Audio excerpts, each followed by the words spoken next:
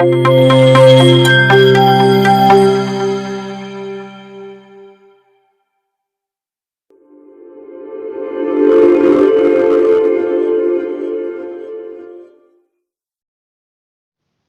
शांति। आज हमारे समक्ष आदरणीय राजयोगी ब्रह्मा कुमार वरिष्ठ भ्राता सुरेश भाई जी उपस्थित हुए हैं। तो भाई जी से मेरा एक प्रश्न है कि 18 जनवरी क्यों मनाई जाती है इस ईश्वरीय विश्वविद्यालय में, इसकी महत्वता क्या है? इस ईश्वरीय विश्वविद्यालय के अलावा संसार को इससे क्या बेनिफिट है, इसका उत्तर देंगे आदरणीय राजयोगी ब्रह्मा कुमार सुरेश भाई जी। ओम शांति।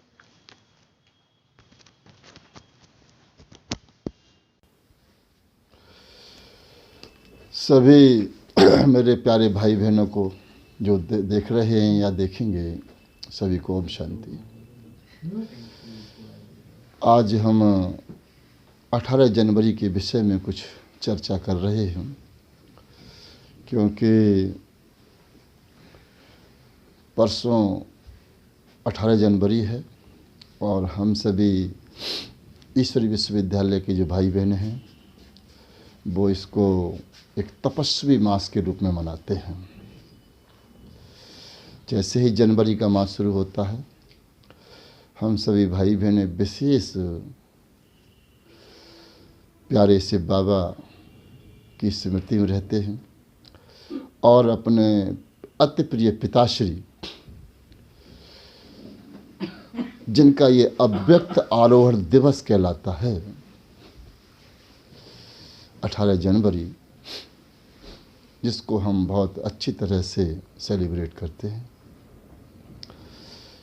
क्योंकि जितने भी संसार में महापुरुष हुए हैं उनका जन्म दिवस भी मनाया जाता है और स्मृति दिवस भी मनाया जाता है। जैसे हम गांधी जी का 2 अक्टूबर मनाते हैं और उनका स्मृति दिवस 30 जनवरी मनाते हैं। 30 जनवरी को हम सब मौन धारण करते हैं। तो ये सब हम अपने महापुरुषों को एक सम्मान का प्रतीक मानते हैं, क्योंकि जिनके आदर्शों ने हमारे जीवन को श्रेष्ठ बनाया है, हमें कुछ ऊंचाइयों पर पहुंचाया है, उनके प्रति हम ऋणी होते हैं। और हमारी भारतीय परंपरा है कि हम अपने पूर्वजों के सम्मान में कुछ न कुछ विशेष कार्य करते हैं, संसार को भी मोटिवेट करते हैं कि हम 18 जनवरी क्यों मनाते हैं।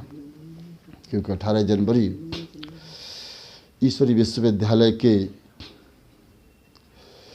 जो मुख्य फाउंडर थे, जिनके तन में परमपिता परमात्मा शिव ने प्रवेश किया और लगभग 1937 से लेकर 18 जनवरी 1969 तक ये विश्व परिवर्तन का कार्य किया। तो इतनी बड़ी महान हस्ती, जिसने परमपिता परमात्मा को अपने तन में सन्निवेश किया, अपना तन परमात्मा को उधार दिया और इतना बड़ा महान कर्तव्य किया जो संसार में अद्वितीय है। स्मृति दिवस उन महान आत्माओं का मनाया जाता है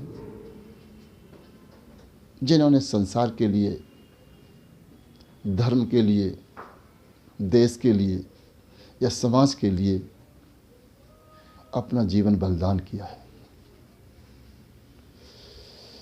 हमारे पिता श्री ब्रह्मा बाबा, जो लौकिक रूप से एक जौहरी थे, जिनका नाम दादा लेखराज था और बहुत अच्छे भगत थे, श्री नारायण के भगत थे। और जब उनकी उम्र लगभग 60 वर्ष की हुई तो इस सृष्टि के सर्वोच्च पिता, परम पिता परमात्मा, जिनको हम शिव बाबा कहते हैं, उन्होंने प्रजापिता ब्रह्मा इनको नाम दिया और इनके तन में प्रवेश करके इनके द्वारा एक नई सृष्टि का विजन दिया कि भारत का भविष्य कैसा होगा, तो भारत में कैसे फिर से देवी देवताओं का अवतरण होगा, देवी देवता जन्म लेंगे, कैसे नई सृष्टि होगी, कैसे वो सुखमय संसार बनेगा। ये सभी शिव बाबा ने ब्रह्मा बाबा के द्वारा हम सभी ब्राह्मण वत्सों को समझाया। तो इसलिए क्योंकि ब्रह्मा बाबा एक बहुत बड़ी हस्ती हैं, वैसे तो हर सभी धर्म के अंदर, जैसे हम हिंदू धर्म के अंदर ब्रह्मा सरस्वती कहते हैं, ऐसे ही इस्लाम में भी आदम बीवी के नाम से जाना जाता है, और क्रिश्चियन धर्म में जिसको एडम और ईव कहते हैं। क्योंकि ब्रह्मा का महत्व तो हर एक धर्म के अंदर है, क्योंकि परमपिता परमात्मा ने ब्रह्मा तन में प्रवेश होकर ही एक नए संसार का निर्माण किया, जिसे हम कहते हैं आदि सनातन देवी देवताओं की दुनिया बनाई।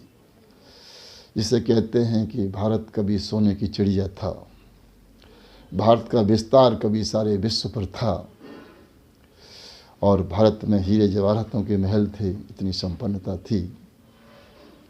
कैसे बनी, इसका आज प्रैक्टिकल में समय चल रहा है कि ये दुनिया बनाई जा रही है।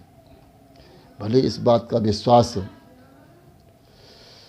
सभी को नहीं होता है, जिनको होता है वो अपना जीवन बनाते हैं, और जिनको नहीं होता है वो इसमें प्रवेश नहीं करते हैं, क्योंकि संसार में अनेक प्रकार की आत्माएं हैं, अनेक मान्यताओं वाले लोग हैं। इसलिए बाकी कर्तव्य तो चलता ही रहता है, क्योंकि शिव बाबा ने ब्रह्मा बाबा को निमित्त बनाया और ब्रह्मा बाबा को ये मोटिवेट दिया कि तुमको फिर से देवी देवताओं की दुनिया बनानी है। और सबसे बड़ी बात तो ये है कि संसार में धर्म स्थापित तो बहुत हुए, जिसमें हम मुख्य तौर पर हज़रत इब्राहिम को मानते हैं, गौतम बुद्ध को भी मानते हैं, और जीसस क्राइस्ट को भी मानते हैं, और बाकी हम जगत गुरु शंकराचार्य को, मोहम्मद साहब को, गुरु नानक देव को मुख्य रूप से महापुरुषों की लिस्ट में या धर्म पिताओं की लिस्ट में रखते हैं। लेकिन मैं ये बात कह कर के बड़ा गर्व महसूस करता हूँ कि संसार में जितने भी धर्म स्थापक आए, भिन्न भिन्न मत प्रवर्तक हुए, सिद्धांतों का प्रतिपादन किया, एक समाज की स्थापना की, लेकिन कोई भी महापुरुष शरीर त्यागने के बाद फिर से किसी शरीर में प्रवेश करके और उसने अपने फॉलोअर्स को संबोधित नहीं किया। लेकिन ये महापुरुष, जिनको हम प्यार से ब्रह्मा बाबा कहते हैं, 1969 में 18 जनवरी 1969 को अपनी उस पुरानी देह का त्याग किया, और देह त्याग करने के 3 दिन बाद बाबा ने दादी गुलजार के तन में प्रवेश करके ये ऐलान कर दिया और ये कहा कि बाबा ने कमरा बदली किया है, बाबा गया नहीं। और बड़े कमाल की बात है कि ब्रह्मा बाबा ने 1969 से लेकर और 2019 तक बराबर अपने इस ब्राह्मण परिवार को संबोधित किया है, जो संसार के इतिहास में अद्वितीय है। हम सभी गांधी जी को जानते हैं, लेकिन गांधी जी ने देह त्याग करने के बाद दोबारा किसी शरीर में प्रवेश होकर के अपने कांग्रेसियों को संबोधित नहीं किया है। लेकिन ब्रह्मा बाबा ने शिव बाबा के साथ साथ लगभग 50 वर्षों तक ईश्वरी विश्वविद्यालय के जितने भी फॉलोअर्स हैं, जितने भी स्टूडेंट हैं लगातार उनको संबोधित किया है, लगातार उनका मार्गदर्शन किया है। इसलिए ये आज 18 जनवरी संसार के लिए एक यूनिक दिवस है, एक अद्वितीय दिवस है। वैसे तो मैं इसको ज़्यादा गहराई में न जाते हुए फिर भी थोड़ा वर्णन करता हूँ, क्योंकि परमपिता परमात्मा तीनों कालों को जानने वाले हैं।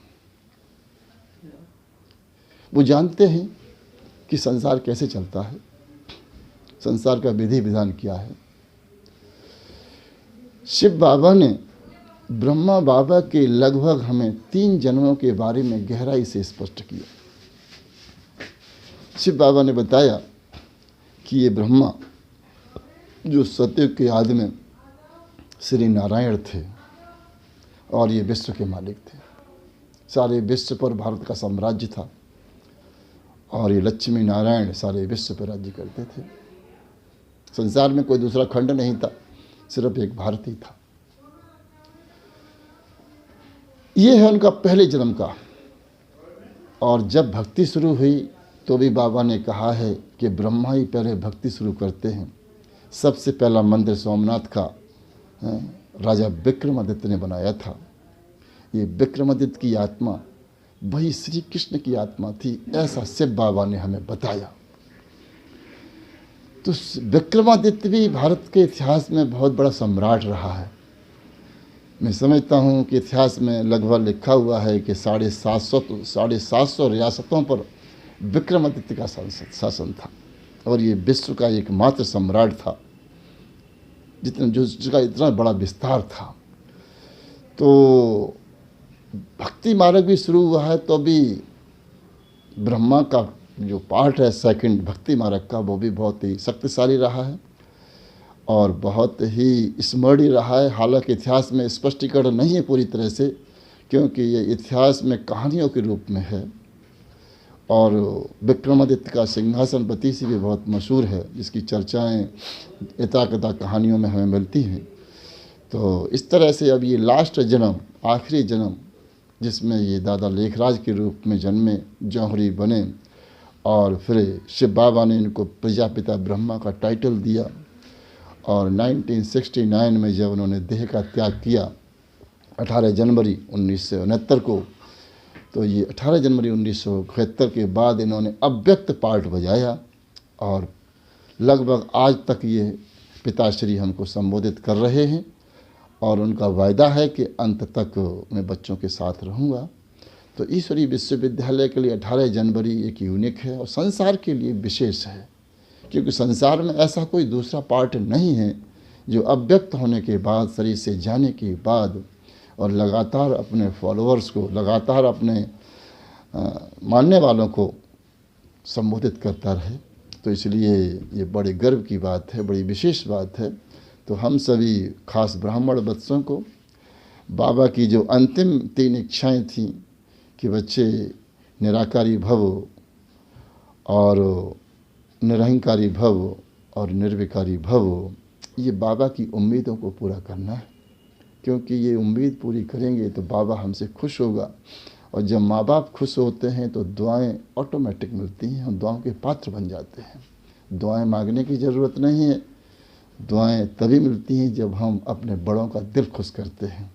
तो इसलिए मेरा सभी भाई बहनों से अनुरोध है कि इस 18 जनवरी को एक तपस्वी दिन के रूप में और एक विशेष स्पेशल डे के रूप में मनाएं और बाबा को एकदम दिल से बाबा की श्रीमत को स्वीकार करें। बाबा ने पवित्र जीवन के लिए हमें जो बाध्य किया, जो हमें मोटिवेट किया है, जो हमें प्रोत्साहित किया है, क्योंकि अगर हम पवित्र बनेंगे तो भारत महान बनेगा।